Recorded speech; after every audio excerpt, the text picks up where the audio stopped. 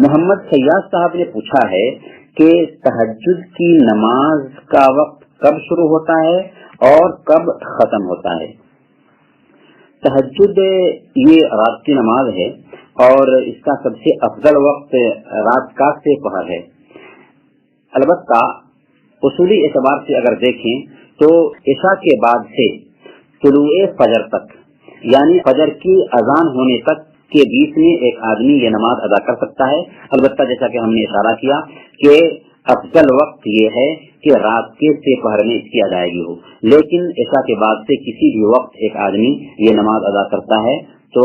یہ نماز تہجد ہے۔ محمد فیاض صاحب نے یہ بھی پوچھا ہے کہ شادی ہوتے وقت اگر مہر کا تعین کیا گیا تھا اور ایک لمبا وقفہ گزرنے کے بعد اگر مہر کی ادائیگی ہو رہی ہے تو کیا مہر کی ادائیگی میں کچھ زیادتی کرنی ہوگی یا جتنا کا تعین تھا اتنا ہی ادا کرنا ہوگا؟ اصولی اعتبار سے اگر مہر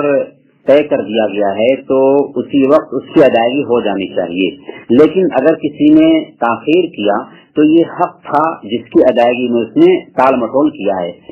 اور اس کی وجہ سے ہو سکتا ہے وہ گناہگار بھی ٹھہرے، لیکن جب بھی اس حق کی اہمیت کا اندازہ ہو اسے اور اس کا احساس ہو جائے کہ بھئی ایک عورت کا حق تھا جس کی ادائیگی ہم نے نہیں کی تھی، تو پہلی فرصت میں اس کی ادائیگی کر دینی چاہیے، لیکن جتنا طے تھا اتنا ہی اس وقت بھی ادا کرنا ہے اگرچہ 10 سال کی مدت گزر چکی ہو۔